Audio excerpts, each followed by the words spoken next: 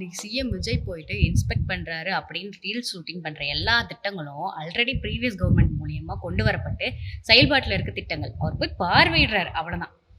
அவர் inspect பண்றதுல எங்களுக்கு பிரச்சனை இல்லை. அங்க மனோன்மணியம் யூனிவர்சிட்டியில தமிழ் தாய் வாழ்த்து 3rd பிளேஸ் போயிட்டு அங்க ஒரு அவமதிப்பு நடந்திருக்கு. அப்புறம் கர்நாடக முதலமைச்சர் டி கே சிவகுமார் வந்துட்டு ஃபோனில் நம்ம சிஎம்கிட்ட பேசியிருக்காரு. அது போக நீங்கள் நேர்லேயே வந்து கூட பாருங்கள், மேகதாது உட்பட கர்நாடகாவில் இருக்க எல்லா நீர்நிலைகளையும் வந்து பாருங்கள், இங்கே தண்ணி இல்லை அப்படின்றதுக்காக வந்து ஆய்வு பண்ண சொல்லுங்கன்னு சொல்லியிருக்காரு. அதுக்கு எந்த பதிலும் காணோம்.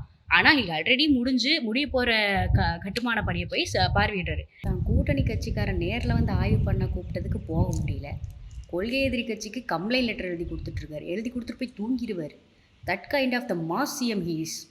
அதெல்லாம் கூட தாண்டி இந்த ஒரு சில பர்டிகுலர் நியூஸ் சேனல்லாம் வந்துட்டு சிஎம் விஜயோட சிறந்த ஃபேன் பேஜ் எது அப்படின்ற காம்படிஷனுக்காக மாறி மாறி அடிச்சுக்கிறாங்க. ஒருத்தர் கார்டு போட்டு ஃபயர் விடுறதுக்கு ஸ்டார்ட் பண்ண, இன்னொருத்தர் ரீல்ஸாக போட்டு தள்ளுறாரு. ரீல்ஸ்லாம் சாங்காக போட்டு பேக்ரவுண்ட் மியூசிக்கோட போட்டு தள்ளுறாரு.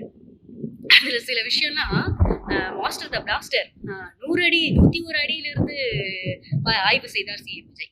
101 அடியிலிருந்து மக்களுக்கு கையெழுத்தார் சிஎம் விஜய். 101 அடின்றதே 201 வாட்டி சொல்லியிருப்பாங்க. The man with plan right here அப்படி சொல்லக்கூடாது. The man with someone else plan right here அப்படி சொல்லணும். அதுதான் கரெக்டாக இருக்கும். எடுத்து போனாரு, நடந்து போனாரு, சிஎம் வந்துட்டாரு, 20 நிமிஷத்துல ஆய்வு முடிச்சிச்சு, 41 நிமிஷம் ஆய்வு நடந்துருச்சு. எப்பா, எங்களுக்கு புரியுது உங்களில் யார் அடுத்த ஷோபனா அப்படின்ற காம்படிஷனுக்காக இவ்வளோ போட்டி போடுறீங்கன்னு புரியுது.